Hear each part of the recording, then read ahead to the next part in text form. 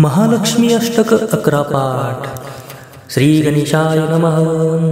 नमस्तेस्तु महामाये श्रीपीठे सुरपूजिते शंखचक्र गदाहस्ते महालक्ष्मी नमोस्तुते। नमस्ते गरुडारूढे कोलासुरभयंकरी सर्वपापहरे देवी महालक्ष्मी नमोस्तुते। सर्वज्ञ सर्ववरदे सर्वदुष्टभयंकरी सर्वदुःखहरे देवी महालक्ष्मी नमोस्तुते। सिद्धिबुद्धिप्रदे देवी भुक्तिमुक्तिप्रदायिनी मंत्रमूर्ते सदा देवी महालक्ष्मी नमोस्तुते। आद्यन्तरहिते देवी आद्यशक्ति महेश्वरी योगजे योगसंभुते महालक्ष्मी नमोस्तुते। स्थूल सूक्ष्म महारौद्रे महाशक्ति महोदरे महापापहरे देवी महालक्ष्मी नमोस्तुते।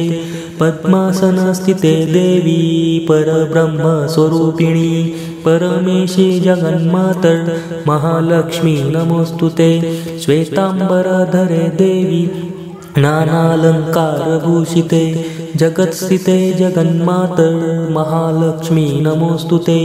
महालक्ष्म्यष्टकं स्तोत्रं यः पठेत् भक्तिमान् नरः सर्वसिद्धिमवाप्नोति राज्यं प्राप्नोति सर्वदा।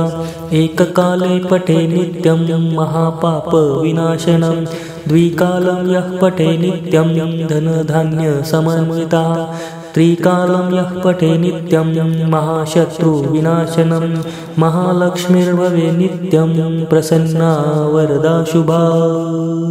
श्री गणेशाय नमः। नमस्तेस्तु महामाये श्रीपीठे सुरपूजिते शंखचक्र गदाहस्ते महालक्ष्मी नमोस्तुते। नमस्ते गरुडारूढे कोलासुरभयंकरी सर्वपापहरे देवी महालक्ष्मी नमोस्तुते। सर्वज्ञ सर्ववरदे सर्वदुष्टभयंकरी सर्वदुःखहरे देवी महालक्ष्मी नमोस्तुते।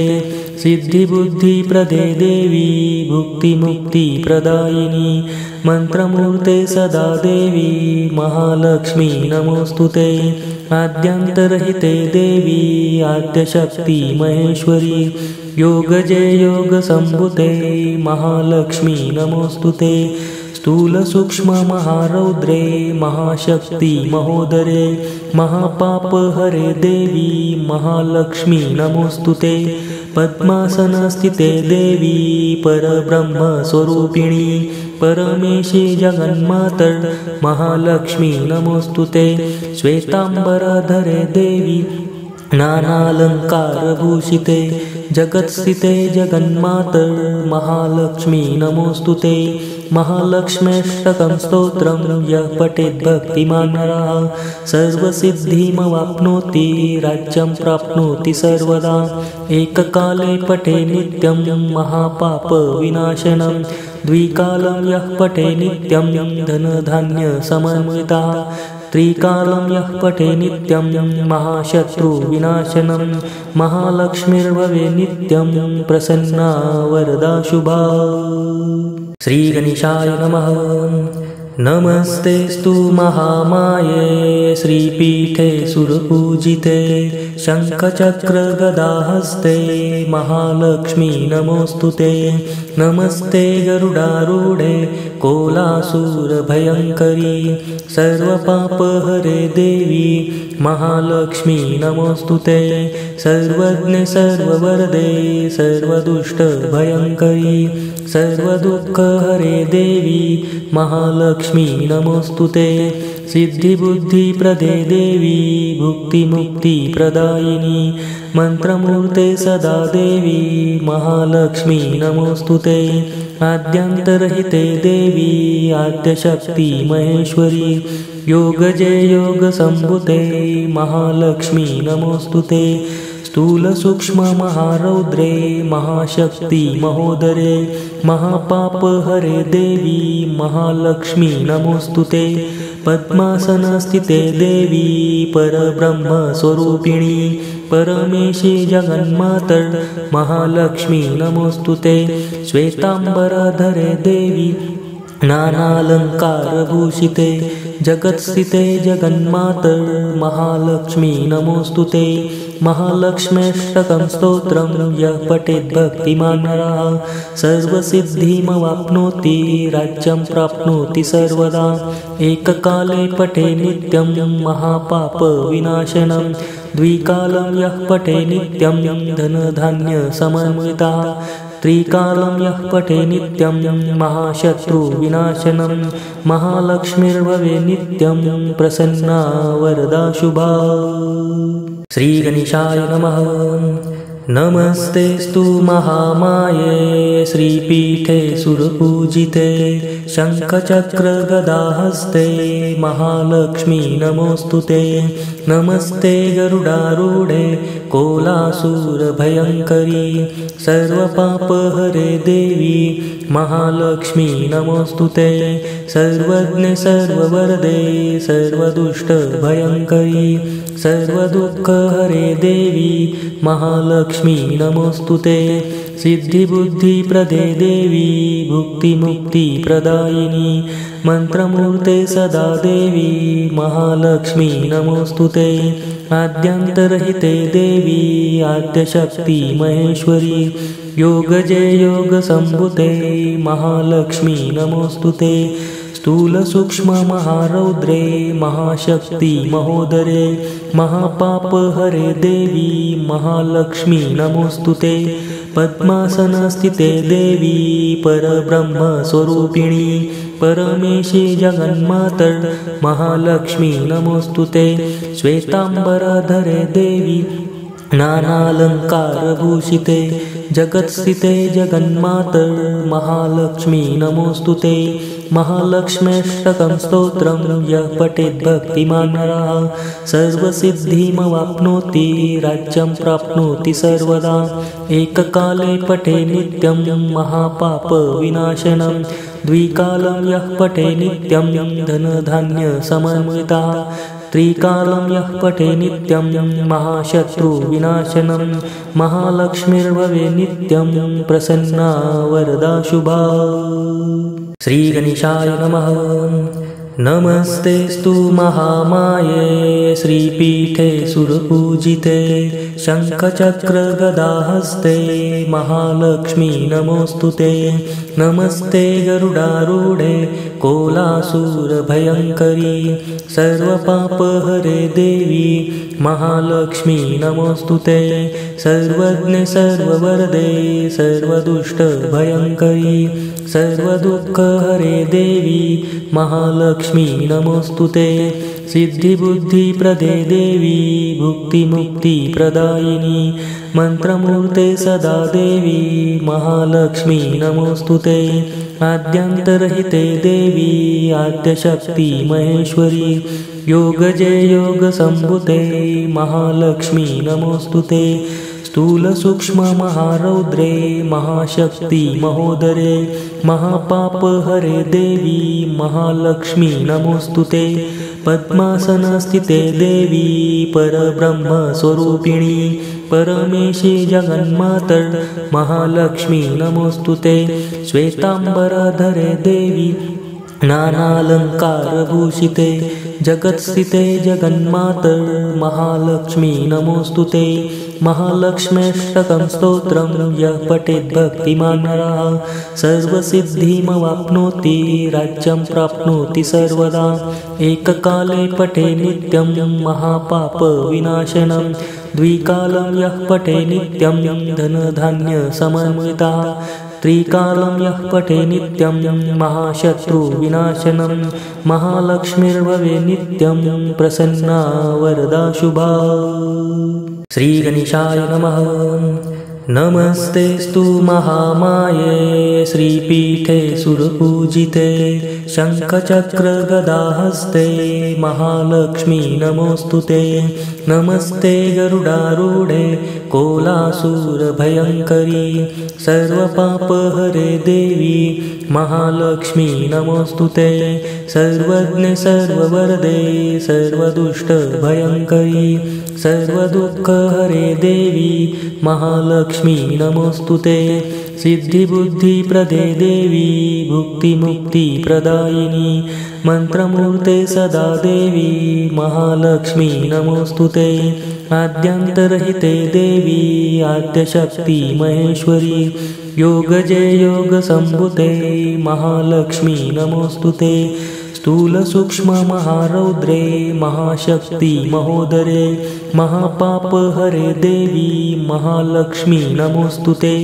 पद्मासनस्थिते देवी परब्रह्मस्वरूपिणी परमेशी जगन्मातर् महालक्ष्मी नमोऽस्तुते श्वेताम्बरधरे देवी नानालङ्कारभूषिते जगत्स्थिते जगन्मातर् महालक्ष्मी नमोऽस्तुते महालक्ष्म्यष्टकं स्तोत्रं यः पठेत् भक्तिमान् नरः सर्वसिद्धिमवाप्नोति राज्यं प्राप्नोति सर्वदा एककाले पठे नित्यं महापापविनाशनं द्विकालं यः पठे नित्यं धनधान्यसमन्वितः त्रिकालं यः पठे नित्यं महाशत्रुविनाशनं महालक्ष्मीर्भवे नित्यं प्रसन्ना वरदा शुभा।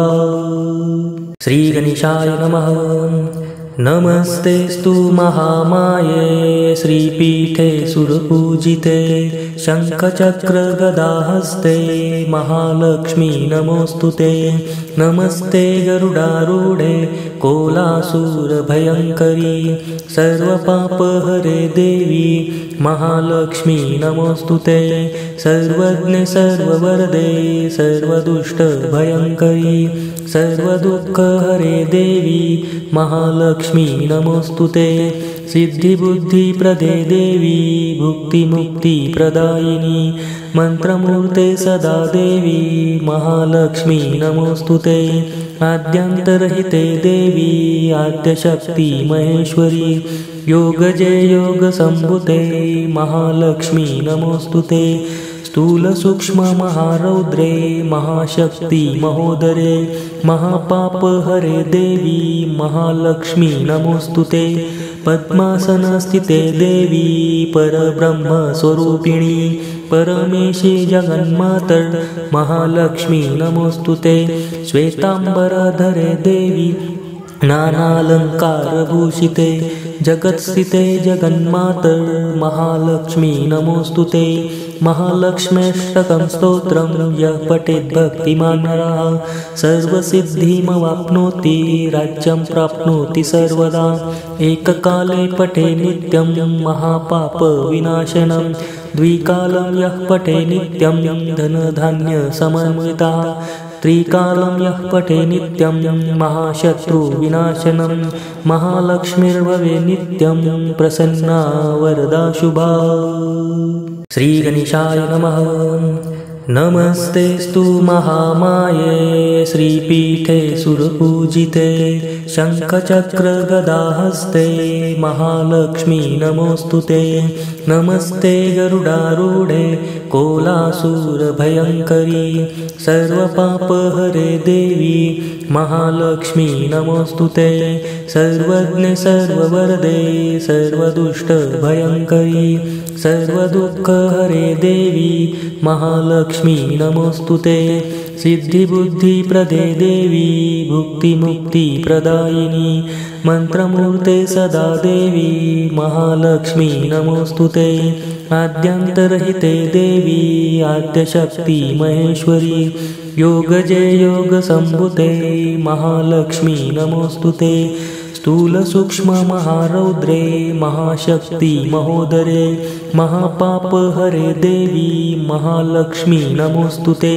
पद्मासनस्थिते देवी परब्रह्मस्वरूपिणी परमेशी जगन्मातर् महालक्ष्मी नमोऽस्तुते श्वेताम्बरधरे देवी नानालङ्कारभूषिते जगत्स्थिते जगन्मातर् महालक्ष्मी नमोऽस्तुते महालक्ष्म्यष्टकं स्तोत्रं यः पठेत् भक्तिमान् नरः सर्वसिद्धिमवाप्नोति राज्यं प्राप्नोति सर्वदा एककाले पठे नित्यं महापापविनाशनं द्विकालं यः पठे नित्यं धनधान्यसमन्वितः त्रिकालं यः पठे नित्यं महाशत्रुविनाशनं महालक्ष्मीर्भवे नित्यं प्रसन्ना वरदा शुभा। श्रीगणेशाय नमः। नमस्तेस्तु महामाये श्रीपीठे सुरपूजिते शङ्खचक्रगदाहस्ते महालक्ष्मी नमोऽस्तुते। नमस्ते गरुडारूढे कोलासुरभयङ्करी सर्वपापहरे देवी महालक्ष्मी नमोऽस्तुते। सर्वज्ञे सर्ववरदे सर्वदुष्टभयङ्करी सर्वदुःखहरे देवी महालक्ष्मी नमोऽस्तुते। सिद्धिबुद्धिप्रदे देवी भुक्तिमुक्तिप्रदायिनी मन्त्रमूर्ते सदा देवी महालक्ष्मी नमोऽस्तुते। आद्यन्तरहिते देवी आद्यशक्ति महेश्वरी योगजय योगसम्भुते महालक्ष्मी नमोऽस्तुते।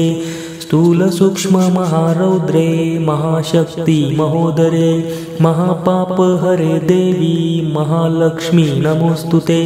पद्मासनस्थिते देवी परब्रह्मस्वरूपिणी परमेशी जगन्मातर् महालक्ष्मी नमोऽस्तुते। श्वेताम्बरधरे देवी नानालङ्कारभूषिते जगत्स्थिते जगन्मातर् महालक्ष्मी नमोऽस्तुते। महालक्ष्म्यष्टकं स्तोत्रं यः पठेत् भक्तिमान् नरः सर्वसिद्धिमवाप्नोति राज्यं प्राप्नोति सर्वदा।